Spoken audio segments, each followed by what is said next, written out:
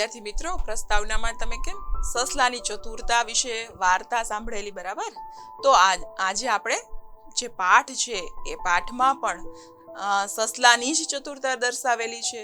અને સસલું છે પોતાની વિકટ જે પરિસ્થિતિ, જે મુશ્કેલી છે એને પોતાની બુદ્ધિ ચતુરતાથી કઈ રીતે દૂર કરે છે એ પણ જોઈશું. તો અહીંયા તમને એક ચિત્ર દેખાઈ રહ્યું છે. એ ચિત્ર શેનું છે? તો એક સરોવર કિનારે થોડાક સસલાઓ છે રહે છે. અને સસલાઓ છે પોતાના બિલની અંદર, એટલે કે દર હોય એની અંદર રહેતા હોય છે. અને આ ક્યાં બનાવેલા હોય છે? નદી કિનારે અથવા તો સરોવર કિનારે જે ભીની માટી હોય એમાં બખોલ બનાવેલી હોય અને એ બખોલની અંદર રહેતા હોય છે. તો અહીંયા પણ આ વાર્તા છે, તો વાર્તાની અંદર પણ આ સસલાઓ જે છે એ સસલાઓ સરોવર કિનારે ભીની માટી છે તો ભીની માટીમાં સુરંગ બનાવે છે અને ત્યાં રહે છે. અને કેટલા બધા સસલાઓ છે એ પોતે ત્યાં જ પોતાનું ઘર બનાવી અને રહેતા હોય છે અને खुशी દિવસો પસાર કરતા હોય છે. એક જંગલ में एक सरोवर था. सरोवर के किनारे गीली जमीन थी. वहां बहुत से खरगोश रहते थे. બરાબર? અહીંયા સસલાઓ છે ઘણા બધા હતા. ઘણા બધા સસલાઓ પોતાના ઘરે રહેતા હતા. અને હા, કોઈ પણ પ્રાણી છે કે વ્યક્તિ છે એને રહેવા માટે શેની જરૂર પડે છે? અથવા તો કોઈ પક્ષી લ્યો તો એને રહેવા માટે ઘરની જરૂર પડે જ છે. માણસ છે પોતે રહેવા માટે શું બનાવે? મકાન બનાવતો હોય. એવી રીતે જુદા જુદા પ્રાણીઓ છે, કોઈ ગુફાની અંદર રહેતા હોય, કોઈ બખોલમાં રહેતા હોય અને ઠંડી, ગરમી, વરસાદ એનાથી રક્ષણ મેળવવા માટે એનો ઉપયોગ કરતા હોય છે. પક્ષીઓ છે તો પક્ષીઓ પણ માળામાં રહેતા હોય અને જુદી જુદી ઋતુથી રક્ષણ મેળવતા હોય અને રક્ષણ મેળવવા માટે એનો ઉપયોગ કરતા હોય છે. તો અહીંયા પણ સસલાઓ છે એ એક બખોલ બનાવે છે ભીની માટીમાં અને એમાં રહેતા હોય છે. खरगोश के बिल जमीन के अंदर थे. वे दिन भर इधर उधर कूदते रहते थे. બરાબર? હવે જે આ સસલાઓ છે, સ્વાભાવિક છે કે સસલું હોય કે શાંત બેસે નહીં, એટલે એવી જ રીતે સ્વભાવ મુજબ આ બધા જ સસલાઓ છે એ આખો દિવસ અહીંયા ત્યાં આ બાજુ ઓલી બાજુ એવી રીતે કૂદતા પોતાના દિવસો છે પસાર કરતા હતા. અને જે સરોવર છે એના કિનારે જે ભીની માટી છે એમાં બખોલ બનાવેલી છે એમાં એ રહેતા હોય છે. અને બધા જ આનંદિત અને ખુશ છે, કારણ કે એને આ સરોવર પણ ગમતું હતું અને પોતાના ઘર છે એ પણ ગમતા હતા. आगे देखते हैं. यहाँ पे आप क्या देख सकते हैं? इस चित्र में कई सारे हाथी के झुंड है. वह उस जंगल में आ जाते हैं. नरम नरम घास खाते रात में अपने घरों में सो जाते. वे सब बहुत प्रसन्न रहते थे. उसी जंगल में कुछ हाथी आ गए. बराबर? હવે શું થાય છે કે આખો દિવસ સસલાઓ છે કુદાકુદ કરી અને ઘાસ ખાતા હોય અને રાતે પાછા આવીને પોતાના ઘરે સૂઈ જતા હોય છે. આવી રીતે પોતે ખૂબ જ પ્રસન્નતાથી, ખૂબ જ ખુશીનો અનુભવ કરતા હોય અને પ્રસન્ન થઈ અને ત્યાં રહેતા હોય છે, કારણ કે એને સરોવર ગમી ગયું છે, પોતાનું ઘર પણ ગમી ગયું છે, એટલે આનંદિત થઈ અને ત્યાં રહેતા હોય છે. પરંતુ એકવાર એવું બને છે કે એ જગ્યા ઉપર અથવા તો એ જંગલની અંદર હાથીનું મોટું ઝુંડ આવી ચડે છે. અને હા, ખરગોશ છે પ્રાણી નાનું છે, જ્યારે હાથી છે કદની દ્રષ્ટિએ પ્રાણી મોટું છે. હવે શું થાય છે એ આપણે જોઈએ. અહીંયા તમને એક ચિત્ર દેખાઈ રહ્યું છે કે હાથી છે શું કરી રહ્યા છે? તો હાથી છે એ સરોવરની અંદર નાઈ રહ્યા છે. वे अपनी सूंड से छोटे छोटे पेड़ तोड़ देते, पौधे कुचल देते. हाथियों के बच्चे खेल खेल में एक दूसरे से लड़ते. कभी एक छोटा हाथी नीचे होता तो कभी दूसरा. બરાબર? હવે આ હાથીઓનું જે ઝુંડ આવી ચડ્યું છે તો એ ઝુંડની અંદર એના બચ્ચાઓ પણ હતા. અને બચ્ચાઓ હતા એ હાથીઓની જેમ જ અહીંયા ત્યાં એક જગ્યાએથી બીજી જગ્યાએ એમ જતા હતા, રમતા હતા. તો એના લીધે શું થતું હતું? એક હાથી છે બીજા હાથી ઉપર પાણી નાખતા હોય, અથવા એક હાથી છે બીજા હાથી પાસે જતા હોય છે. આવા પ્રકારના કાર્યો સૂંઢમાં છે પોતે પાણી ભરે છે, એકબીજા ઉપર છાંટે છે અને દોડાદોડી કરતા હોય. આવા પ્રકારના કાર્યો એ સરોવર કિનારે કરી રહ્યા છે. હવે હાથીનું ઝુંડ છે એટલે એ પણ આનંદ મેળવવા માટે આવા પ્રકારની પ્રવૃત્તિઓ કરી રહ્યા છે. हाथी पानी से बहुत प्यार करते हैं, वे सुंड में पानी भर भर कर नहाते, फिर सरोवर के किनारे मिट्टी में लेटते. હવે સ્વાભાવિક જ છે કે આ હાથીઓનું ઝુંડ છે અને હાથી છે તો એને શું ગમે છે? પાણી સૌથી વધારે પ્રિય છે. એટલે આ પોતાનો ઘણો ખરો સમય આખા દિવસનો એ પાણીમાં જ પસાર કરે છે અને સરોવરની કિનારે જ એ પડ્યા રહે છે. એને ત્યાં જ રહેવું ગમે છે. અહીંયા તમને એક વાત એ કહીશ કે તમે જો કેરળ સાઈડ ક્યારેય તમને ફરવા જાઓ અથવા તો મોકો મળે તો ત્યાં છે હાથીઓ જોવા મળે છે. અને એ હાથીઓ પણ કેવા ટ્રેન કરેલા, એનો મહાવત છે એ અમુક પ્રકારના ઈશારા કરે. એટલે શું કરે? પેલા નદીમાં જાય, પછી સૂંઢમાં આખું પાણી ભરે અને જેવો મહાવત ઈશારો કરે એટલે તમારા ઉપર એ પાણી છે સૂંઢમાંથી ફેંકે અને તમે આખા જ ભીના થઈ જાઓ. તમને નદીમાંથી પસાર કરવામાં આવે, બેસાડવામાં આવે અને વચ્ચે લઈ જાય તમને પાણીની. અને હાથી છે એ વચ્ચે જઈને પાણીમાં બેસી જાય એટલે તમને તો થોડી વાર તો ડર જ લાગે કે આપણે ખરેખર પાણીમાં પડીને મરી જાશું. પરંતુ એની ટ્રેનિંગ એટલી સરસ હોય કે તમે ઉપર બેઠા એ નીચેથી બેસીને તરત ઊભો થઈ જશે અને પાણી ભરી અને તમારા ઉપર ફેંકશે એટલે ફુવારા જેવો અનુભવ થાય અને તમે થોડી જ વારમાં ભીના થઈ જાઓ. તો આવા પ્રકારની ટ્રેનિંગ, એટલે કે પાણી છે એ હાથીને ખૂબ જ ગમતું હોય અને એકબીજા ઉપર એ સૂંઢમાં પાણી ભરી અને એ ફેંકતા હોય છે. એ સૂંઢ દ્વારા પાણી ભરી શકે એવું પ્રાણી છે, એમાં સંગ્રહ કરી શકે એવા પ્રકારનું પ્રાણી છે હાથી છે. એક એની વિશેષતા પણ છે. આ બીજા કોઈ પણ પ્રાણી છે આટલી વાર સુધી અથવા તો આવી રીતે પોતે સૂંઢની અંદર પાણી ભરી શકતા નથી. એકમાત્ર હાથી જેવું પ્રાણી છે કે સૂંઢની અંદર પોતે પાણી ભરી શકે છે. અને આમ પણ ગણપતિ છે તો ગણપતિને પણ તમે જોઈ શકો છો કે આખી વાર્તા એની પાછળ છુપાયેલી છે કે શંકર ભગવાન જ્યારે ગણપતિને મારે છે પછી સતી પાછળથી આવે છે પાર્વતી અને કહે છે કે આ તો તમારું જ સંતાન છે. અને લોકો જ્યારે એના નંદી ને વગેરે જે લોકો છે ગોતવા જાય છે તો એના હાથી મળે છે. તો હાથીનું બચ્ચું છે એનું મોઢું લઈ આવી અને ગણપતિના મસ્તક પર રાખે છે અને શંકર ભગવાન ફરી પાછા એને સજીવન કરે છે. તો અત્યારે તમે જે ગણપતિના જે ચિત્રો જોવો છો એની પાછળની કથા આવા પ્રકારની છે. તો એ ગણપતિ છે તો એને પણ એક સૂંઢ છે, હાથી જેવા કાન છે, બરાબર. તો અહીંયા પણ અને આમ પણ ગણપતિની સાથે હાથીને તો યાદ જ કરવામાં આવે છે, બંને એકબીજા સાથે સંકળાયેલા છે. એટલે તો અહીંયા આ વિશેષતા પણ દર્શાવેલી છે કે હાથી છે પોતાની સૂંઢમાં પાણી પણ ભરી શકે છે. આગળ જોઈએ આપણે. नरम जमीन उनके भार से जब दब जाती, साथ ही कई खरगोश परिवार भी दब जाते, इससे खरगोश बहुत दुखी थे. હવે સ્વાભાવિક છે કે જે સરોવર પાસે સસલાઓ રહેતા હતા, ભીની ભીની જે માટીઓ સરોવરની નજીકના કિનારાની હતી એ ત્યાં રહેતા હતા. પરંતુ જ્યારે હાથીઓનું ઝુંડ આવે છે અને આખો દિવસ હાથી છે પાણીમાં પડ્યા રહે છે, એકબીજા ઉપર પાણી ઉડાડે છે અને અહીં તહીં દોડ્યા કરે છે, તો જેના લીધે અત્યારે જે સસલાઓ છે એ સૌથી વધારે દુઃખી છે. કારણ કે ઘણા સસલાઓ હાથીના પગ નીચે આવીને દબાઈને મરી જાય છે અને ઘણા એવા એના દર હતા, બિલ હતા અથવા સુરંગ હતી કે જે દબાઈ જાય છે અને આખો પરિવાર દબાઈને મૃત્યુ પામે છે.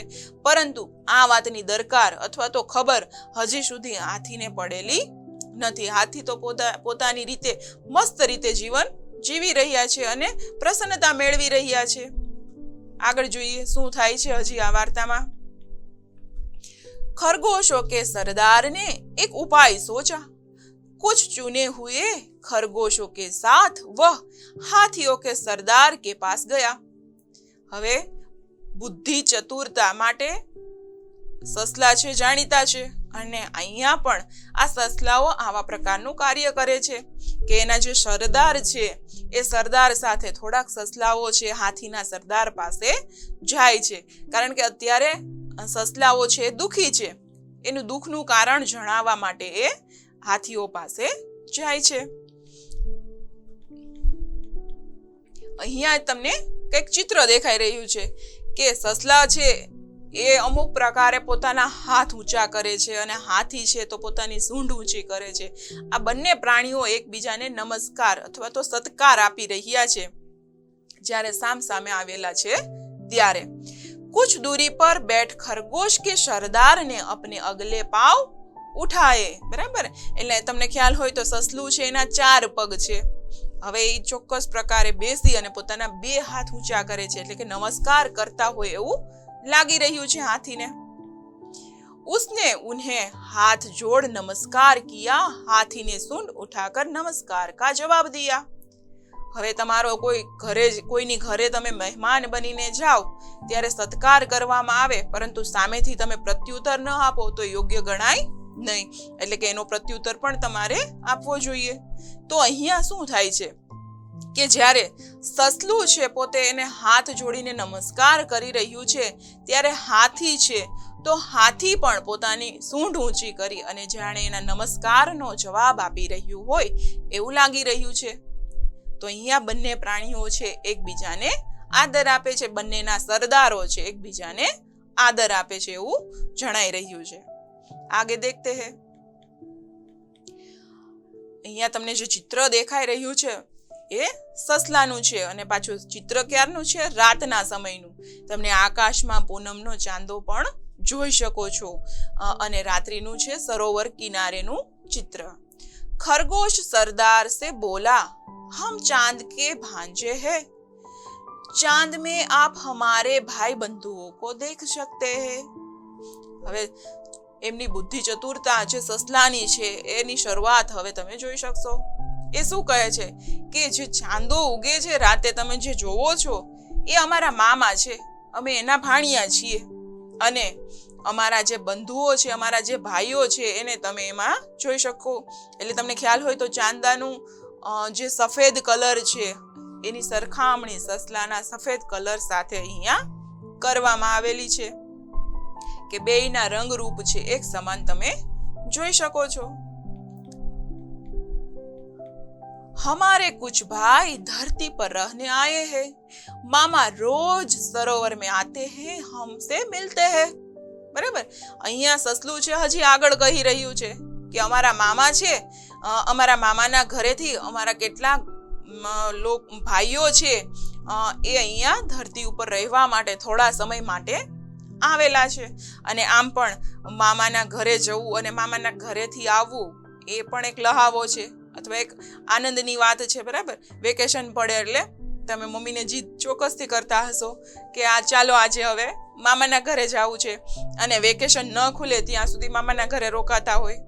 મામા મોસાળ પક્ષ તરફથી જે પ્રેમ મળતો હોય એનો લહાવો લેવો અથવા એ ખુશી મેળવવી એ પણ ભાગ્યની વાત છે. તો અહીંયા સસલાઓ છે એ પણ પોતાના મામાના વખાણ કરી રહ્યા છે અને સાથે શું કહી રહ્યા છે કે અમારા કેટલાક ભાઈઓ છે એ પણ અહીંયા આવેલા છે.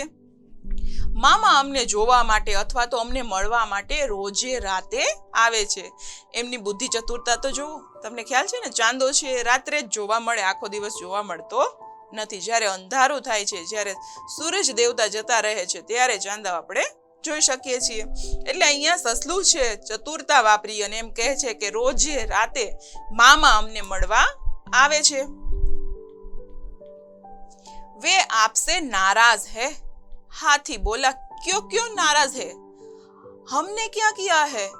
खरगोश बोला, सरोवर के समीप नरम मिट्टी में सुरंग कर हमने अपने घर बनाए हैं. હવે વાતની શરૂઆત થાય છે. સસલાઓ છે કંઈક કહી રહ્યા છે અને હાથીઓ એને સાંભળી રહ્યા છે. એના સરદાર છે એ સૌ પ્રથમ પહેલો પ્રશ્ન કરે છે કે અમારે અથી કેમ નારાજ છે અને અમે શું કર્યું છે કે જેથી કરીને નારાજ થઈ ગયા છે અમારાથી? તો સસલું છે કહી રહ્યું છે કે જે સરોવરની કિનારે જે ભીની માટીઓ છે એમાં અમે સુરંગ બનાવી, બિલ બનાવી અને રહેતા હતા. બખોલ બનાવીને જ્યાં રહેતા હતા એ તરફ અમે ઘર બનાવેલા છે સરોવરની નજીક, કે જ્યાં આખો દિવસ તમે હરો છો, ફરો છો અને કોઈની દરકાર કરતા નથી, એવું એ જણાવી રહ્યા છે. આગળ જોઈએ આપણે. आपके आने से सुरंग दब गए, जिससे चांदा मामा के बहुत से भांजे दब गए, इसलिए वे बहुत नाराज है. હવે કારણ દર્શાવે છે કે શા માટે છે. કારણ કે તમે જે આટા મારો છો, સસલું કહી રહ્યું છે હાથીને કે જ્યારે તમે આટા મારો છો, કૂદો છો, ત્યારે અમારા ઘણા ભાઈઓ છે એ પોતાની સુરંગની અંદર દબાઈ અને મૃત્યુ પામ્યા છે. आगे देखते हैं.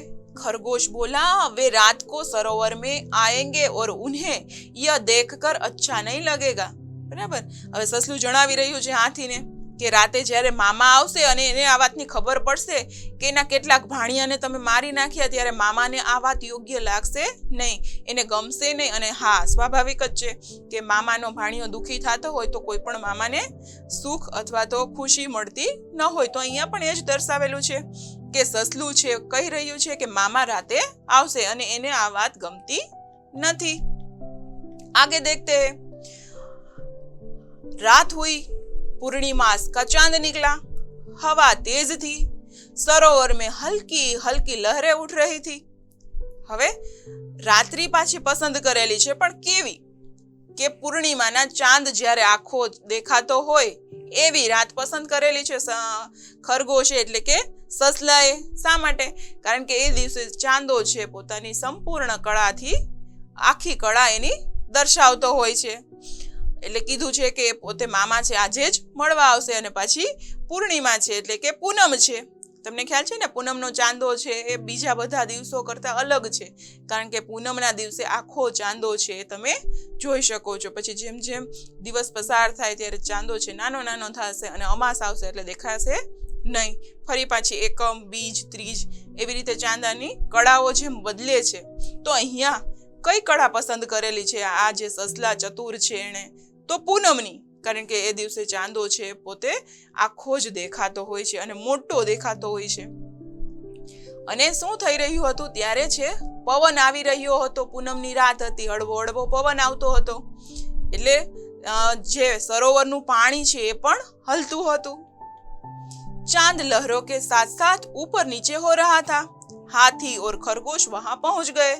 હવે અહીંયા પ્રતિબિંબની વાત કરેલી છે કે જે ચાંદો છે એનું પ્રતિબિંબ છે એ સરોવરની અંદર પડી રહ્યું છે, પરંતુ પવનના લીધે જો પાણી હલે છે તો ચાંદો જાણે ઉપર નીચે થતો હોય એવું લાગી રહ્યું છે. खरगोश बोला, देखिए महाराज, चंदा मामा गुस्से से कांप रहे हैं. હવે જે સસલું છે પોતાની બુદ્ધિની ચતુરતા દર્શાવી રહ્યું છે અને પોતે કહી રહ્યું છે કે જુઓ, ચાંદા મામા ખૂબ જ ગુસ્સે છે અને જેના લીધે એ ધ્રુજી રહ્યા છે. તમે કોઈ ગુસ્સે થયેલા વ્યક્તિને જોવો તો તમને ખ્યાલ આવે કે એની આંખો છે એનો રંગ બદલાઈ જાય છે, પછી એનું શરીર છે તો એના ઘણા બહુ ગુસ્સે થાય તો એ ધ્રુજવા લાગે, એટલે કે જોર જોરથી બોલતા હોય તો એના હાથ છે થોડાક હલતા હોય, એનું મોઢું છે હલતું હોય. તો અહીંયા આવા પ્રકારનું જ વર્ણન કરેલું છે સસલાએ પણ, કે મામા છે એને એટલો ગુસ્સો આવ્યો કે જાણે એ કંપી રહ્યા, હલી રહ્યા હોય એવું લાગી રહ્યું છે. आज जल्दी यहाँ से दूर चले जाइए, लगता है मामा बहुत नाराज हो रहे हैं. હવે સસલું કહી રહ્યું છે હાથીને કે હવે તમે અહીંયાથી દૂર જતા રહો, કારણ કે આજે તો મામા બહુ જ ગુસ્સે છે. કારણ કે રાત પૂર્ણિમાની હતી અને પાછો પવન હતો, એટલે ચાંદો જાણે પાણીના પ્રતિબિંબ સાથે હલતો હોય એવું હાથીને એ દર્શાવી રહ્યા હતા. आगे देखते हैं. हाथियों के सरदार ने अपने झुंड की तरफ देखा, सभी डर गए थे. सरदार ने अपनी सूंड ऊपर उठाई, सभी हाथियों ने भी ऐसा किया. હવે આ જે સરદાર હતા એને ખરેખર એવું લાગતું હતું કે પોતે કંઈક ખરાબ કાર્ય કરી રહ્યા છે અથવા પોતાનાથી કંઈક ભૂલ થઈ ગઈ, એટલે એણે પોતાની સૂંઢ ઊંચી કરી અને એનું જે ઝુંડ હતું એના તરફ જોયું એટલે બધા જ છે બીજા હાથીઓ છે એ ડરી ગયા અને દરેકે પોતાની સૂંઢ છે એ ઊંચી કરી લીધી. अब सरदार बोला, चमकते हुए चांद को हमारा नमस्कार. હવે જે સરદાર છે એ ચાંદાનો ગુસ્સો, ચાંદા મામા જે કીધેલા છે સસલાએ, એનો ગુસ્સાને શાંત કરવા માટે પોતે કંઈક કહી રહ્યા છે. પહેલા તો ચાંદા મામાને નમસ્કાર કરે છે. हम अपनी गलती मानते हुए आपसे क्षमा मांगते हैं.